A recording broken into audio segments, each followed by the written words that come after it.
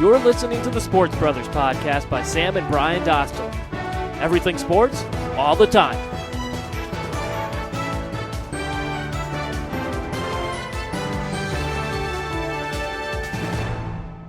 Good afternoon and welcome to the 25th episode of the Sports Brothers podcast here on December 15th, 2014. He's Sam Dostler, I'm Brian Dostler, and Sam, Christmas is just around the corner.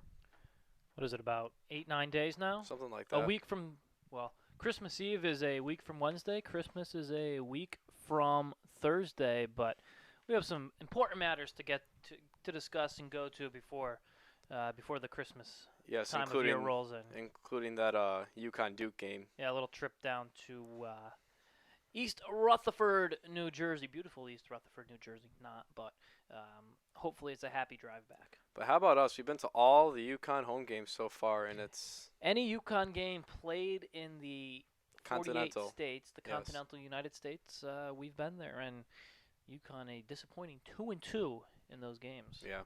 So hopefully they can get that win on December 18th versus Duke at the Izod Center. Not a good chance. No, unfortunately not. Well, on today's podcast, we're going to go over the winter meetings, a recap of Week 15 in the NFL, and Kobe Bryant passes Michael Jordan for third all-time in points scored in NBA history. That and more on the Sports Brothers podcast.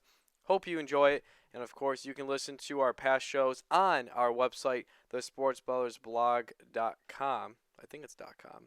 No, it's .wordpress.com. So you can listen to our past shows on thesportsbrothersblog.wordpress.com. And just for a heads up and update, expect some changes for upcoming shows. At least in my mind, I say I'm going to change stuff and add more segments and music and background stuff. But we'll see what happens. Time will tell. Time will tell. Is that your first New Year's resolution? I guess it would be. You know, usually those don't work out for people. Usually they don't work out. No. All right. But we'll see. We'll see. Who knows? So let's first start off, Sam, with the winter meetings, and let's remember this: before the winter meetings in San Diego took place, we already had a lot of moves being made in Major League Baseball. Giancarlo, he signed that $325 million deal. Josh Allen was traded to the Toronto Blue Jays. Hanley Ramirez and Pablo Sandoval both signed with the Boston Red Sox. But wow, from what took place from December 7th to the 11th was absolute craziness as 80 different players switched teams during the winter meetings. It was so often you go into these winter meetings and it's a lot of rumor deals and a lot of stuff might happen, and then it seems there's just some minor deals and not all that much takes place. But every minute it felt like every couple hours there was another story that was surfacing, and you'd be focusing on what the Cubs are doing, and all of a sudden the Dodgers are making this blockbuster trade. You know, obviously they got Jimmy Rollins, and there was just a lot going on, and it was fun because we're both baseball fans, and obviously December right now, so no baseball being played. So it's nice to have baseball in the news, and your head was on a swivel trying to keep up. Actually, I was starting to do my outline for my last show of the semester back at Eastern, and it was on Wednesday, and I'm like, you know, at this point, it's not worth starting this outline because trades and happenings and things could be happening upon each other, so it didn't make sense to start it then. But you mentioned the Cubs, and obviously, Sam, their big get was John Lester. He was just introduced officially as a Chicago Cub just a few moments ago, and he chooses the Cubs over the Red Sox and Giants. Did that surprise you? Once I saw the breakdown as far as money goes, no. If you're John Lester, you're getting two 6-year offers on the table from the two teams that it ultimately came down to, the Red Sox or the Cubs. $135 million from the Red Sox, $155 million from the Chicago Cubs. I think it was a no-brainer of a decision by Lester to choose the Cubs. The Cubs are a team that are quickly improving. They got a lot of young players. Javier Baez, the highly touted prospect who had some quality time in the major leagues last year. Anthony Rizzo is turning into one of the elite power bats in the National League over at first base. Sterling Castro, they got some shortstop prospects. in their system as well. Miguel Montero, the catcher. The Cubs moving in the right direction, and for Lester, you win the 3 World Series with the Red Sox. Now you have a chance to go win that first World Series. Excuse me, you're right, Brian. 2 World Series with the Red Sox. Wasn't part of that 2004 team. But you have a chance now to go be part of the first World Series winning Cubs team since 1908. That's if you can be the pitcher to lead the Cubs to that. Yeah, you are. Your legacy is pretty set in stone, especially what he's already done with the Red Sox. But Theo Epstein, the former general manager of the Red Sox, now the president of baseball operations in Chicago, along with Joe Madden, those are 2 key guys' reasons why he's in Chicago. And Madden might be the best manager in the game right now. Yeah, yeah, If not the best, top 3. without a doubt. I mean, he got out of Tampa simply because fans don't show up. And he didn't even know that clause was in his contract, or he forgot. The Rays front office actually alerted him to that. Really? Yeah, he didn't realize it, and then someone said, you can get out now because of the movements of front office personnel, and he was like, oh, all right, well, and then there he goes. And now to the Red Sox side of the Lester signing. Plain and simple, Sam, they blew it. They had a chance back in last spring training. They offered an embarrassing 4-year, $70 million deal. We all know that by now. Lester wanted to take that hometown discount. And the Red Sox did say that they had wished that Lester would be more negotiable after they made that first offer, and they would kind of work up from that 4-year, $70 million deal.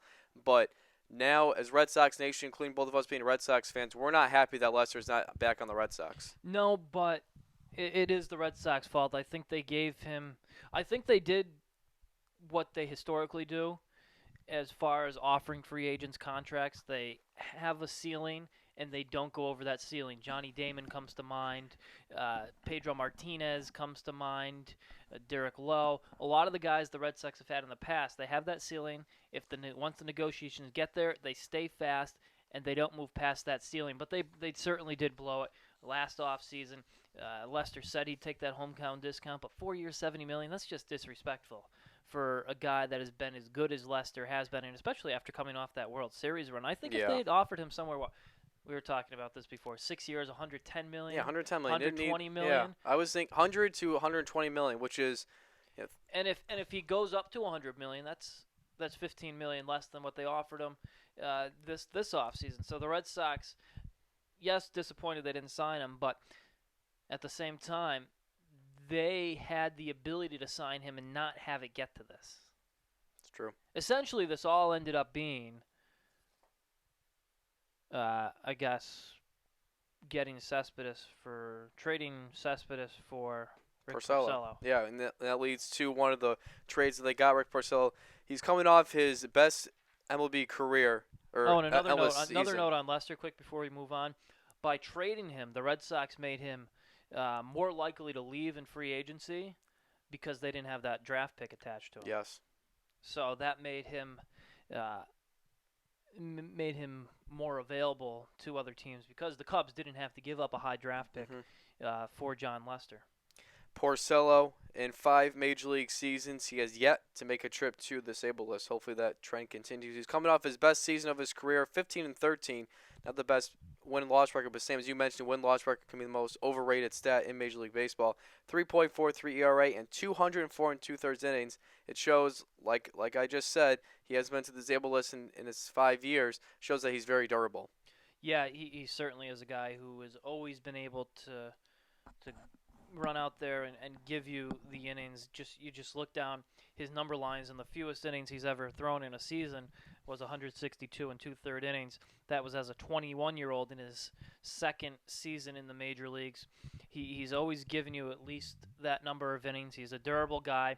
He's going to go out there and make his starts, and he's going to be around 500 for the most part, but he's also the type of guy who he's just entering his prime right now at 25 years old. And I don't know if he's going to do the same thing, but his teammate for the last few years, Max Scherzer, he was a bit of a late bloomer as well.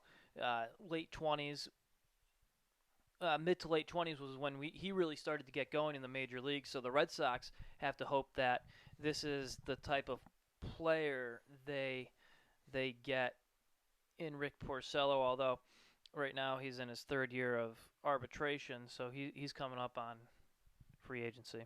And the other pitcher they got, Wade Miley from the Arizona Diamondbacks. And Sam, we do not like this trade at all because they gave up in what we think can be a potential all-star in Robbie De La Rosa. Yeah, we both are big fans of Ruby De La Rosa. He was a bit shaky down the stretch, finished with a 4-8 record overall, but this is a kid who has good stuff, seems to have good poise on the mound, throws hard, has a couple of different 97 mile an hour pitches. Yeah, fastball.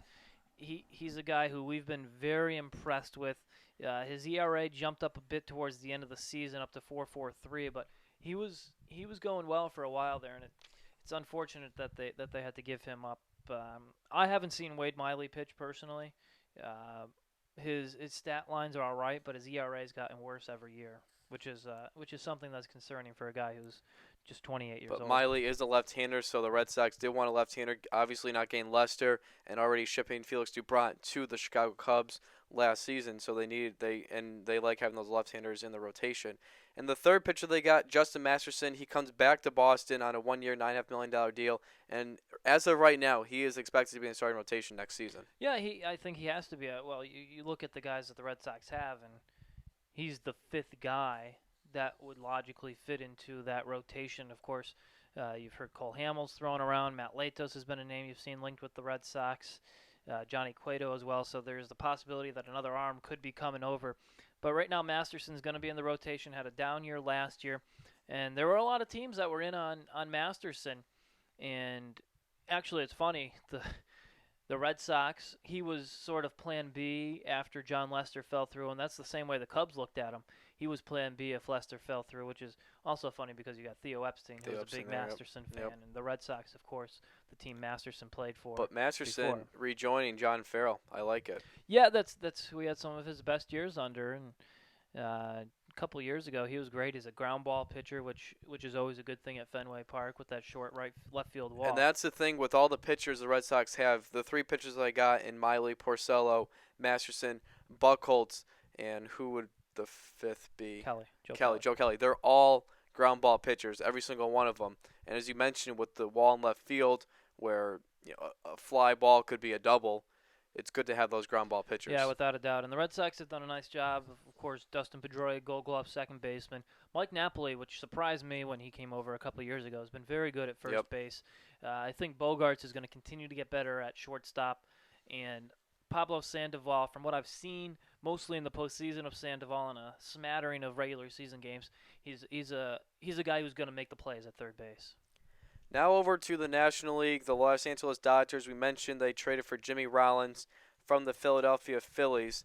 And they also traded away D. Gordon to the Miami Marlins along with Danny Herron and Miguel Rojas. And in return, they get Andrew Heaney, Chris Hatcher, Enrique Hernandez, and Austin Barnes.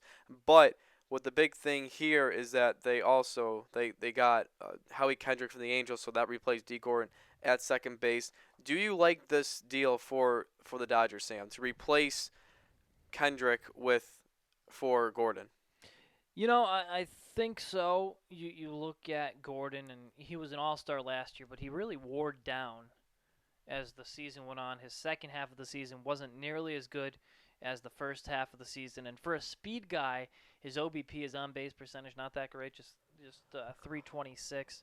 So he doesn't get on base as much as you would like for a top-of-the-order guy. And I've always liked Howie Kendrick as a baseball player. I think he does a lot of good things, and he's still a guy who's young as far as age goes, just 31 years old right now, and has a higher OBP at 347. So he's a guy that I like, and the Dodgers got some nice prospects in return. Yeah, they did. They certainly did.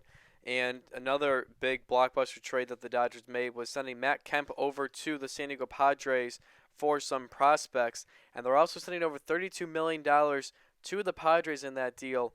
Do you like this trade, Sam? Because keep in mind, the Padres, of course, are in the NL West, a divisional foe. Do you think this was a good trade for the Dodgers?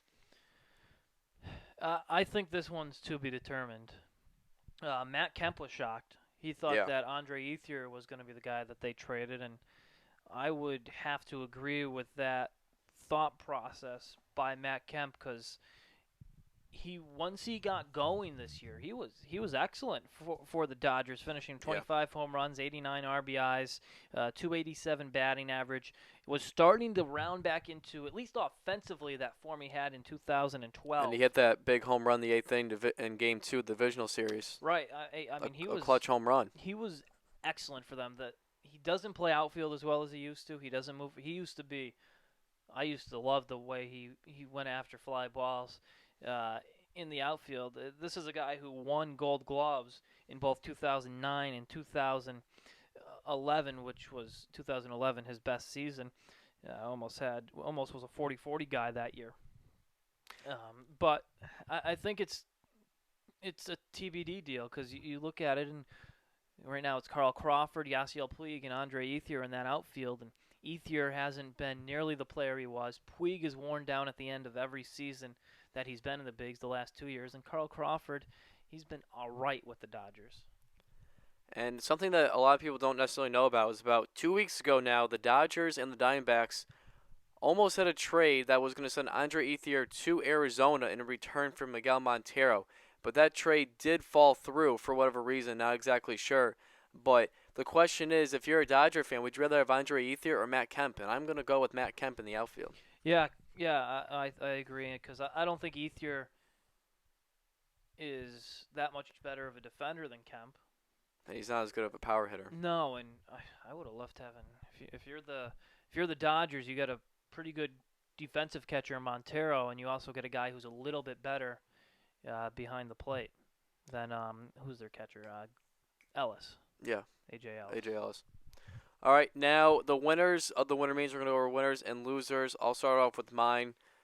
First, the Cubs getting John Lester. The Marlins. They said they were going to make some moves after they signed Giancarlo Stanton to that mega deal. They certainly have, adding D. Gordon, adding Danny Heron, and just really an array of moves that have the Cincinnati Reds. Alfredo Simon. No, he went to Matt Latos went to the Miami Marlins.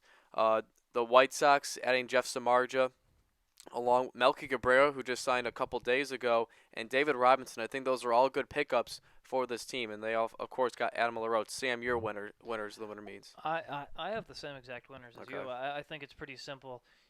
These teams did exactly what they wanted to do as far as getting the players they wanted, and they all improved themselves on paper. Of course, you got to translate it to the field, but these are three teams that are moving in the right direction. And with the way the playoffs are set up, these are three teams that missed the playoffs last year.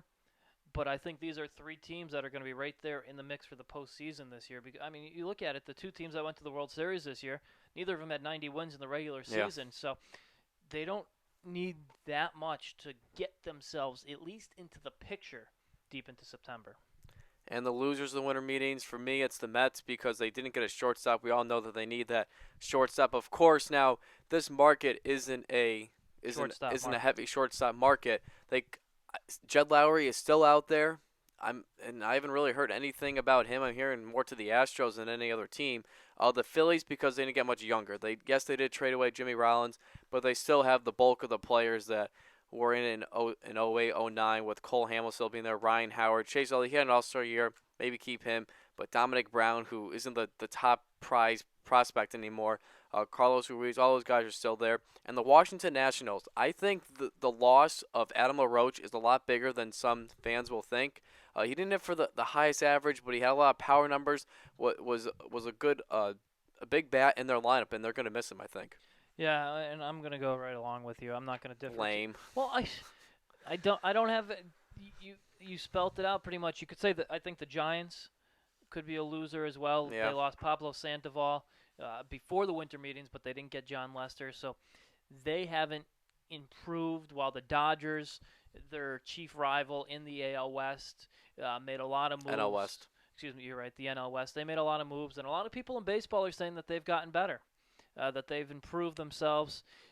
The Nationals, you bring them up, and the winter meeting's over now, but there's a lot of talk still around the Nationals and what they're going to do this offseason. There's a high possibility that they trade and or both Jordan Zimmerman and Ian Desmond this offseason. Also seen the name Max Scherzer floated around as going to them. So it's going to be interesting to see what they do. I'd almost like them to stay put and see where you are come trade deadline. If you're right there, hang on to those guys and see if you can win that World Series, because they they should have had 2 wins in that series against the Giants. I think they win that game too if Jordan Zimmerman stays in. I agree. And then you split going to San Francisco. They split again in San Francisco. They already won 1 game in San Francisco, so they would have split, and it would have came back to Washington for Game 5. And you never know what's going to happen in that Game 5. And just a few hours ago, Chase That was Headley a signed. terrible move by. Can't believe he took him out. I know. I still can't believe that. Chase Headley, 4-year deal, 4-year, $52 million deal with the Yankees. He re-signed. Sam, do you like this deal? I like that the Yankees solidified the third base position, but I don't see that sort of money for Chase Headley. He had that one really big year, really more one big half year back in 2012 when he finished 31 home runs, 115 RBIs. But last year, between the American League and National League, 243, 13 home runs, 49 RBIs, not a blow you out of the water on base percentage at 328, slug 372. So that's low for the third base position, which is a power position. Yeah. And I don't know. Yeah, it scratches your head, of course, the $52 million for a guy that's hitting 265 for his career. He had that one good year in 2012. And even the year after 2000, the one good year in 2012, then last 2 years ago now in 2013, the numbers dipped dramatically, went down to 13 home runs, 50 RBIs, and his batting average went from 286 to 250. So he's declining, and I guess it's better than running A-Rod out to third base every day, though. I guess so. It's a bargain compared to that contract. Yeah, right. All right, now we're going to shift our gears over to the NFL and recap Week 15. As just last night, the Dallas Cowboys, they got a much needed victory in Philadelphia after defeating the Eagles 38-27 to take first place in the NFC East. Sam, huge win for the Cowboys, as I mentioned. Huge win. The Cowboys were in the position to miss the playoffs if they had lost and still went 11-5. They could have possibly missed the playoffs because the Eagles would have had the tiebreaker, blah blah blah.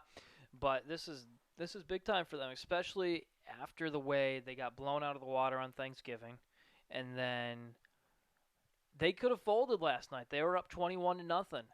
24 unanswered points by Philadelphia. They went on top 24-21. Then a great response by this Dallas Cowboys team to walk out of Philadelphia with a victory. Always a tough place to win. Tony Romo, 22-31, 265 yards, 3 touchdowns, and 0 interceptions. And Sam, he did have that fumble, but Mr. Romo has only thrown 2 picks in his last 6 games, and both those picks came against the Eagles on that Thanksgiving loss. Well, the difference is they're still relying on that run game. They're relying on DeMarco Murray and that offensive line, which we've heard so much about this year. They're the ones carrying this Dallas Cowboys team. It wasn't a great game numbers-wise for Murray, just 81 yards on 31 carries, 2.6 yards per carry, but 2 touchdowns, and he's a guy you have to worry about. They still gave it to him 31 times, which means it opened up things to play action. It opened up different things for Dallas offensively, and Tony Romo was able to capitalize last night. The remaining schedule for both teams, the Cowboys, they host the Colts next week, then at Washington. Eagles, both their last games are on the road, at Washington, at the Giants. Sam, who will win this division? Well, you look at it, and I think it's obviously a much easier schedule for the Eagles going down the stretch. So I think you have to pencil the Eagles in as an 11-5 team right now, and then it goes within the division. Well, it's a question mark as far as I think the Cowboys are gonna get to the 11 wins. I don't think they're gonna lose at Washington the final week of the season, but the Colts game is certainly one that they can lose. The Colts they've been flirting with it the last couple weeks. They haven't been winning impressively, but of course the Eagles can still win the division. There's still a lot to be determined with 2 games left for these two teams. Correct me if I'm wrong, but I believe after it's head-to-head they go to division. Yeah. Then that would mean if they both went out, then the Eagles would get it. because right now the Cowboys are 3-2, so they would improve to 4-2, and then if the Eagles beat Washington and the Giants, they would go to 5-1. Yeah, so the Cowboys, they control their own destiny. If they They win do. out, they're in. They do. If they lose, then they have to hope that the But what, Eagles. what I'm saying is, if they lose to the Colts next week and beat Washington, and the Right. Eagles win both their games, then the Eagles would. Then the Eagles are in. I'm Yeah, saying if the okay. Cowboys lose a game, they're going to have to hope that the Eagles lose Also lose, somewhere yes. along the Yeah. line. And the thing to note, though, both of those games, well, all three of those division games for both teams are on the road. Yeah. And the Cowboys And already. RG3 showed a little life yesterday. He did. The Cowboys already lost to the Redskins at home earlier this year, and of course the Colts are no easy task.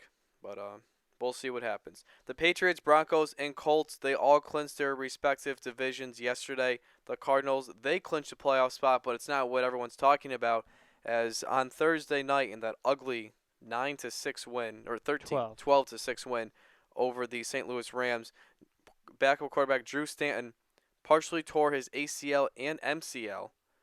And there are rumors he could come back for the playoffs, but Sam, right now you're in a situation where you have Ryan Lindley and Logan Thomas as your two quarterbacks right now when you got to face the Seahawks and the Niners in the last 2 weeks of the season. It's an unfortunate situation. If this was the college football playoffs, we'd be wondering, are the Cardinals going to be picked for a playoff spot because of their quarterback situation? It's so similar to what Ohio State has gone through in the college football ranks. But it's just really too bad for Stanton. Yeah, it is. It was too bad for Carson Palmer, and then too bad for Stanton because here's a guy who's been a backup, and he finally gets a chance to do something. And he hadn't been spectacular, but he had been doing enough to get the team wins, and you just never want to see someone go down with an injury. No, you don't. You really don't, of course not. Johnny Manziel made his first career NFL start yesterday, and Sam, it didn't go that well for him. No, it did not, did it? 10 for 18, 80 yards, no touchdowns, 2 interceptions, and his second interception, he wished Mike Evans was back there. It was and, ugly. Yeah, it was one of those prayer throws that He did no a one came down. lot. Yeah. And the difference is on an NFL field, everybody is an A-plus athlete. Yes. On a college field, you're going to have a handful of guys who are A-plus athletes. The NFL is a completely different game. This game, of course, not saying that he can't do it in the NFL, but it's saying that he has a long way to go. And you see the difference. The Buffalo Bills didn't game plan for him. And he came in, and it was more mop-up time when he came in a couple weeks ago. The Bengals had a week. The Bengals had a week to get ready for Manziel, look at the games where he struggled in college. Hearing a lot of the experts talking about how they game planned it similar to when Manziel struggled against LSU in college, and he didn't know what to do. His numbers at the end were ugly. His numbers at the beginning, he was one for at one point he was 5 for 1 yard. No, 2 for 6. 2 for 6 with 1 yard and an interception. Yeah. Ugh. Yeah. I could do that. Yeah, right. Just dump it off Yeah. to Little tight end, little running back screen. Take it, go. Maybe I might. I don't know if I couldn't do that. If you're in shotgun, yeah, you could. I'd still panic. Well, I'm not saying you wouldn't panic, but It wouldn't even be the flip on a screen. It'd be that little shovel pass. Shovel pass. And then just fall. Yeah. I'm down. But I beat Manziel. All right. All right, now we're going to go to a new segment called Number of the Day. Hopefully next show or some show. The number of the day. I don't know. That was ad-libbing. No good. Yeah. That wasn't good. That wasn't good. All right, so the number of the day for December 15th. Kobe Bryant passes Michael Jordan for third all-time in points scored. Bryant has 32,310 career points, and that is your number of the day. It's for music plays. I got it planned out, but now it's just going to matter if I actually got to do it. New Year's resolution. Will he do it? Will I do it? That's a big question. Sam, the significance of this milestone for Mr. Bryant. Obviously, it's a very significant moment in his career. ESPN was hoping to get it the other night when they were on national I was TV too. against the Spurs. I was watching that game. Swaggy P. But it's, I mean, he's third all time in scoring. I don't care what people are saying this year about him taking too much money, the Lakers being bad, it's his fault, blah blah blah. Obviously, the legal problems in the past. Whether you like him or dislike him, third on the all-time scoring list is a significant feat. It's an impressive feat. It speaks to his longevity, and it means he's just a scorer. That's all Yeah. there is to it. He's a guy who can put the ball in the bucket. He has 5 NBA championships. He knows how to get it done. He can score any way possible on the floor. It's I find in every other sport but baseball, numbers don't mean as much. If this was someone passing 700 home runs in baseball or moving to third all time, the sports world would stop almost because of that Yeah. accomplishment. It's a little different in basketball and football and other sports like that, but still an impressive accomplishment. 32,310 points. That's a lot of points. It's putting the ball in the bucket a lot of times. Yes, it is.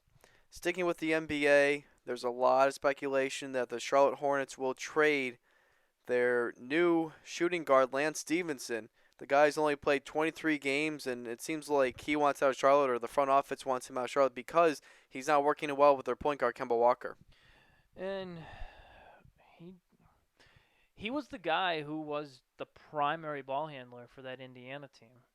He brought the ball up the court a lot, and he did that because he was basically the only guy who was a playmaker on those Indiana teams, could make something happen on his own, creating space. Paul George? Well,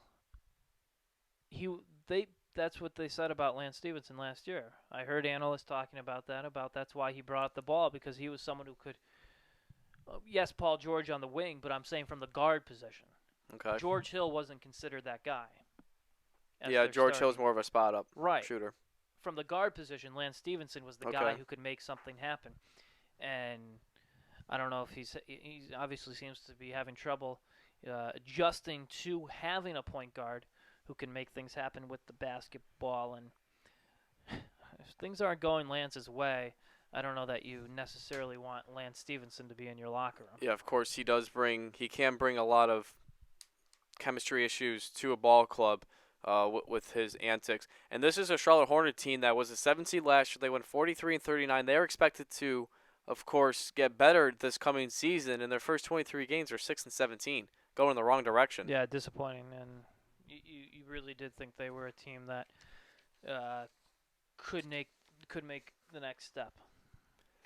And our last NBA note, the Sacramento Kings fired their head coach Mike Malone after just 1+ seasons with the team.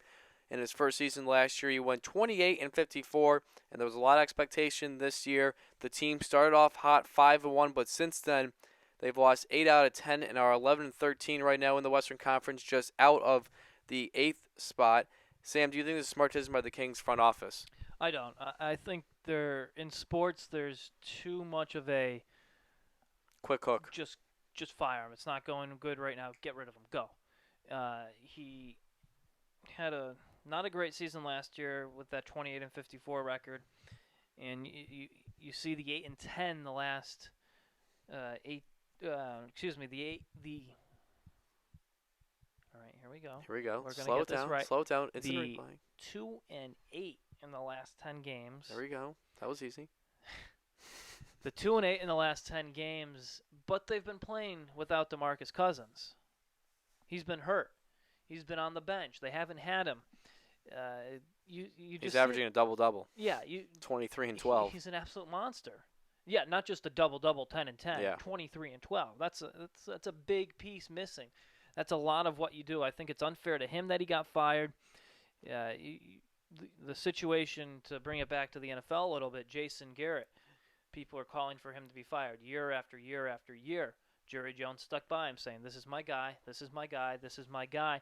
Now look at where they are. They control their own destiny. They're 10-4 in first place in the NFC East. There's something to be said about patience with a coach and getting a team moving in the right direction. Coach K at Duke, poor start his first 3 years.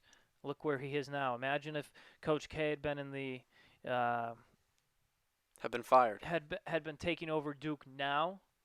Say Coach K got hired in 5 years with Duke where they are now.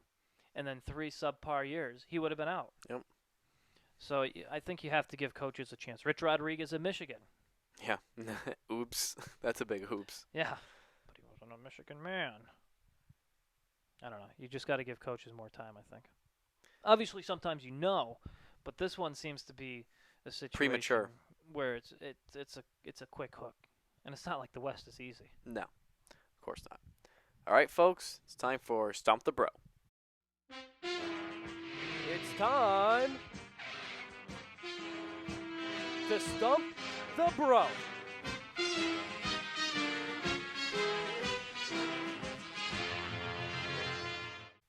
Last night, we were at the UConn game. Amita Brima scored 40 points. This is why you asked if I read the UConn article, didn't Yes. you? Who was the last player to score 40 points? I think you know that. But the more important part of the question is, what year was it? Kemba Walker is a player. Yep, that was a given. Well, it's either 09, 10, or 11, so I feel like 11 would be too easy, be too obvious. By the way, I was thinking about asking this question, but I didn't look it up.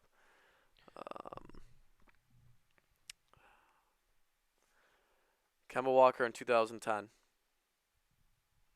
was part of the 2010-2011 season. So Yeah. who was it? Who was it against? You don't know? Oh, wasn't that I was there. You were there. That doesn't really help me. Well, I was with Jeremy Brown and Terrence Payne. Was it a home game? Yeah. We were sitting in about the same seats we were last night, actually. By the way, I'm on the front page of the Hartford Courant today. Yeah, you're blurred out. But I'm still there. Is it Georgetown? No. No. Who was it? Vermont. Vermont. Right. You didn't really. You kind of didn't get that right, did you? I said 2010. I should have asked the team. I thought I said the team yesterday in the car. That's why I didn't ask that. Well, part. if you said the team, then obviously I would have guessed the 2011 National Championship team. That would have been just No, I that would meant have been who easier. against. Oh. I said that in the car yesterday. I Yeah. figured you would have remembered that. Obviously not. Hey, I still got the question. By the way, Sam basically forfeited the summer Stump the Bro. And No, you won it. Okay, well, you're not giving me anything in return. We said we were going to do something, but you're not Well, giving we me didn't in return. decide on anything, and you've missed your window, so I was in the talks. You just never. on with our lives. Whatever. All right. So my question to you, Sam, is before they were the Memphis Grizzlies, what were the Grizzlies called? They were the Vancouver Grizzlies. That's correct. That's correct. I told you that's why I thought it could be easier. That's why I wanted to switch it, but I didn't feel like switching it. All right. That was an easy one. Well, okay. You're welcome. We're tied. All Be right. happy that we're tied. Over the summer, when you got a question right, you were pumped, and Here's a mess, huh? yeah, it is a big mess. But that was a layup. Well, you're welcome. Merry Christmas. Came early for you. Except we have another show before Christmas. Probably another couple. Anyways, all right. That's going to do it for us today for this podcast. Thank you for listening to our podcast. It was a good one, I hope. So you can listen to our past shows, current shows off our website, thesportsbrothersblog.wordpress.com. Thank you for listening to the Sports Brothers podcast. Have a great day, folks.